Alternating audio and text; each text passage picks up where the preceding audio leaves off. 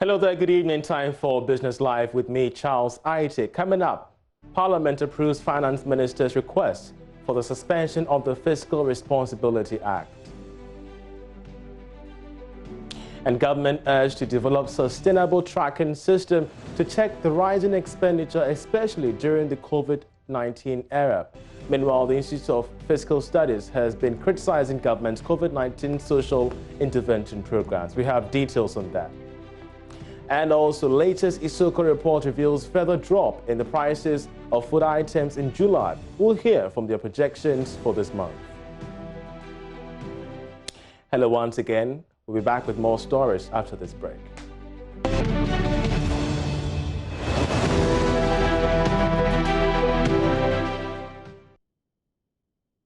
And those were our business summaries. Now, the Institute of Statistical, Social and Economic Research is proposing the development of a sustainable system to track government funds that are earmarked for expenditure purposes in the midst of COVID-19. At a media engagement on the 2020 Media Budget Review, Director of ISA, Professor Peter Corte, said that such a system will enhance transparency in the economy. There is more in this report. The Institute of Statistical, Social and Economic Research, ISA, while commending government for some interventions towards improving the livelihoods of Ghanaians, also called for support for households based on scientific data. It says this will ensure that targeted groups benefit from the various programs. The Institute also highlighted the need to track how the funds are being used in the various sectors. Right from the disbursement stage to the end user or end beneficiary, to ensure that we are getting value for money at each stage of the process. And I believe that will eliminate some of the waste and some of the leakages. We don't want people to hide behind COVID and dissipate the public purse. We want people to be accountable. And Ghanaians would like to know, want to know how our monies are being spent and whether they are being spent judiciously. So that's one. Yeah, certainly communication is very critical. Let me give you a typical example. Initially we were told 54 million was spent during the lockdown to provide hot meals. That communication was definitely not well done. Later on we were told it was 12 million. If somebody has sat down to break this down carefully, Ghanaians would have been very happy with but if you lump it and say, 54 million, then they start questioning. Professor Peter Corte raised concerns about funding for the 100 billion economic revitalization program. The point is that we are getting maybe 70% of the funding from the private sector. And already the private sector is struggling. So not until you revive the private sector, it will be difficult to get a 70 billion from the private sector. That is the point I'm raising. You need to revive the sector to a stage before you can be able to, tap into. If they are losing businesses, they are losing revenue. From the business tracker survey, we've seen that yes, they are shedding jobs, they are paying lower wages, their revenue, their sales have gone down. How do you go to the same private sector to mobilize funds? Which aspect of the private sector? Because they are all struggling. ISA expressed confidence in the mid-year budget, which it says inspires hope. Now, the Institute for Fiscal Studies, IFS, has criticized government's social intervention programs against COVID-19 pandemic, stating that they were poorly executed and lack fiscal prudence. With Ghana's debt service taking 72% of the government's revenue, the IFS warns of Ghana's fiscal position will be the worst since 1993 if austere measures like immediately seeking debt release from debtors and slashing down employee salaries are not taken. There is more in this report. According to the IFS, the review of the 2020 budget estimate shows that Ghana's fiscal position has dramatically worsened. So far, the total revenue and grant for 2020 is projected to be 53.7 billion cedis. However, debt service expenditure is also projected at 38.5 billion cedis, while employee compensation is projected at 27.1 billion cedis.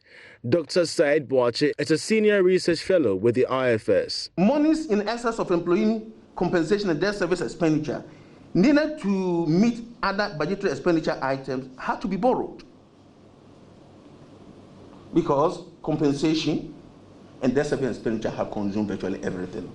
So every money the government needed in excess of this amount needed to be borrowed.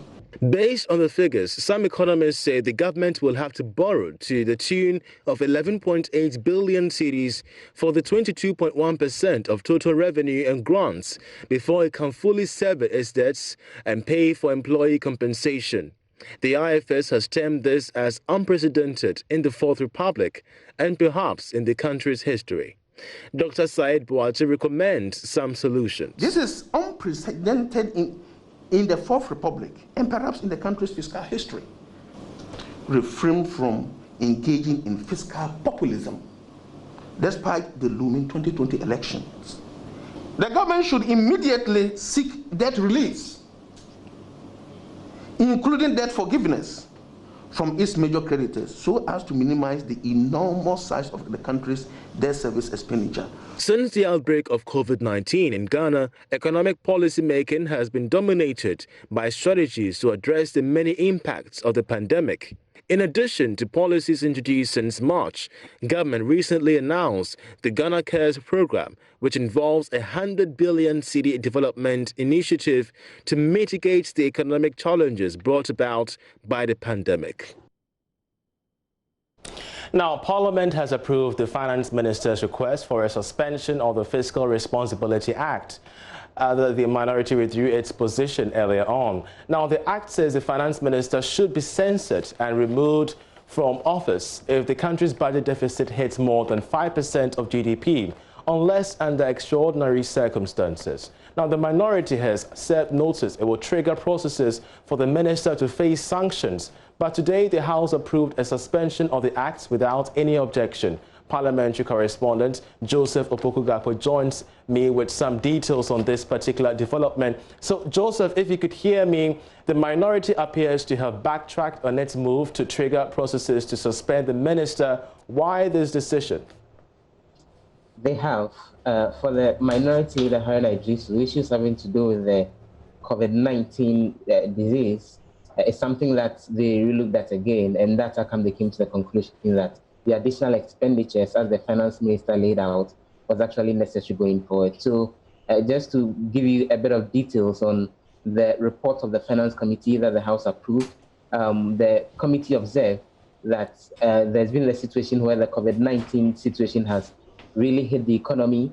They would have to revise things like the expected GDP growth downwards.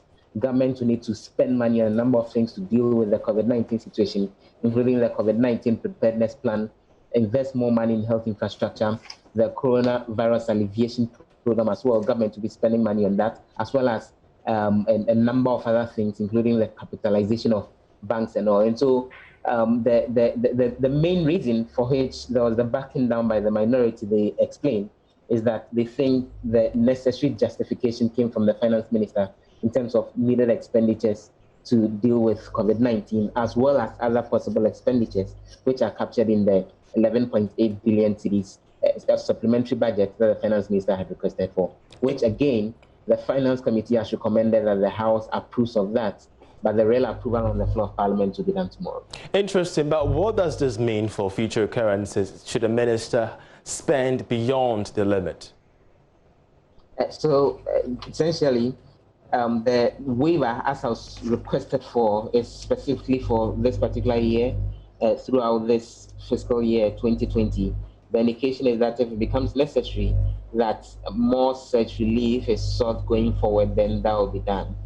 But there were concerns that came up from the minority again, that latest figures that they've seen from the International Monetary Fund, which they say has actually been confirmed by government, including the Deputy Finance Minister, Kuku Pating, indicates that government actually spent beyond the set 5% as well in terms of the budget deficit last year, that's the 2019 fiscal year, which according to the minority leader, Haruna Idrisu, was actually hidden from the in Parliament until the IMF made the exposure. And so he's been calling for sanctions in that regard, although he's ready to forgive the Minister for Finance when it comes to the said 2020 breach that he claims has actually occurred. But they're asking that the additional expenditures that government is asking for, which is actually a very tall list. I could run you through it if you have a bit of time, but they think that those expenditures are things that government should be very much prudent with, because from the document that we're seeing here, Charles,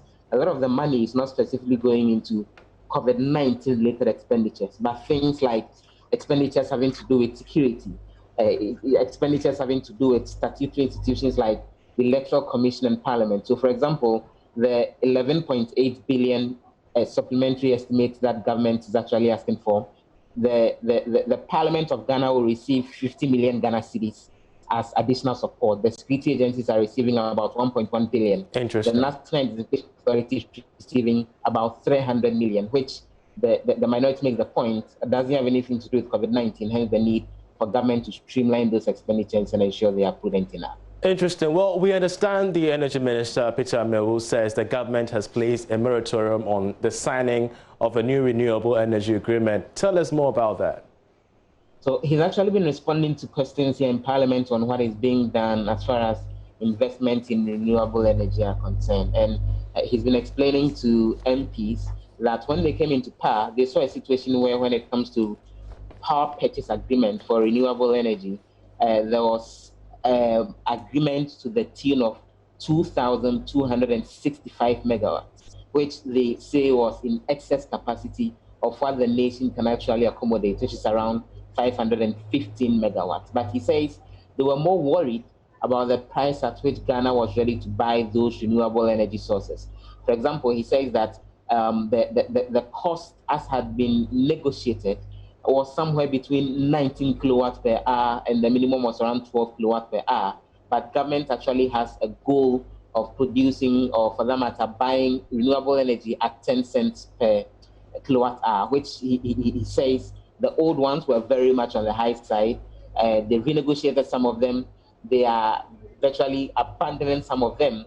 And for now, they won't engage in any negotiation to actually come up with any new power agreement until the current ones that they are working with, they're able to exhaust them to the tune of the 515 megawatts before to consider any other such agreement. But for now, there is a moratorium. Now, Joseph, the former energy minister, we're told, Ernest Kofi-Boah, says that the agreement signed then were by the ECG and that he insists that no burden has been placed on government. What informs this particular argument from his side?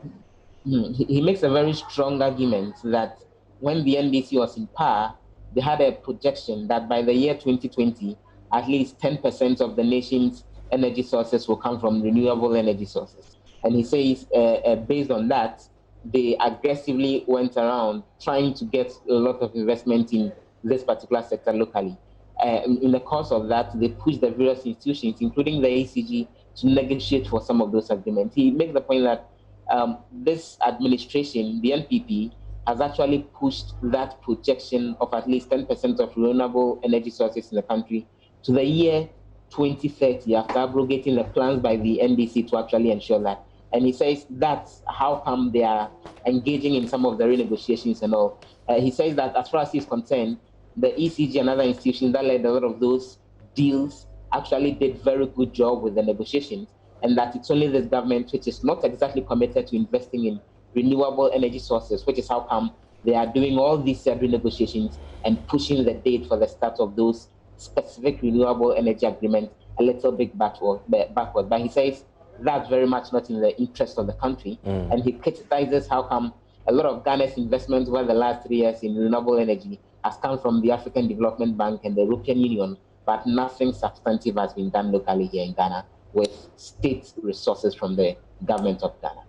Quite a busy day in Parliament. Joseph Opoku-Gakpo, we're so grateful for your time here with us and for the updates there from the floor of Parliament. You're still listening to and watching Business Live with me, Charles Aite. We're going for a short break. When we come back, we talk food prices. Do stay.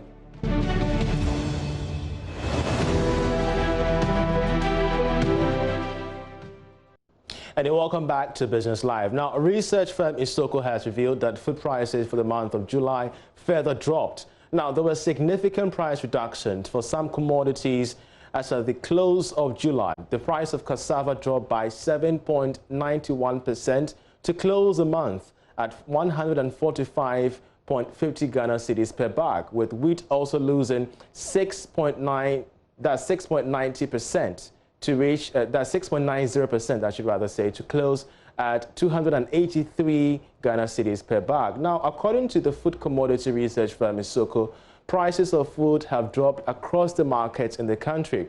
To get more updates and understanding on what exactly is happening, let's now engage content manager at ESOKO, Francis Danso, who joins us via phone.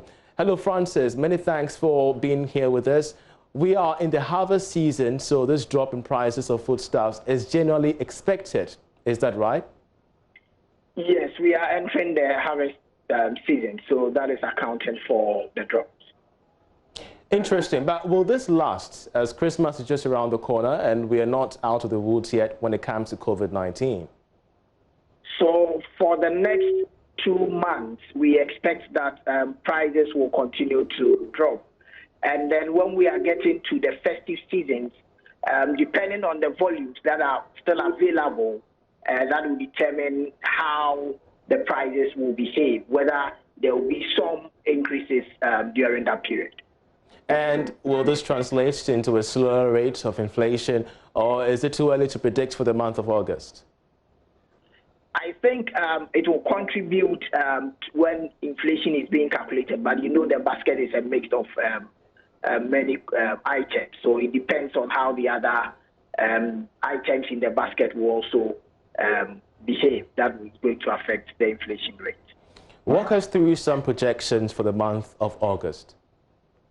So we are expecting that a lot of the staple foods will continue to drop in the month of August as well, because then we'll have a lot of them being harvested and then coming onto the market to augment what is already there.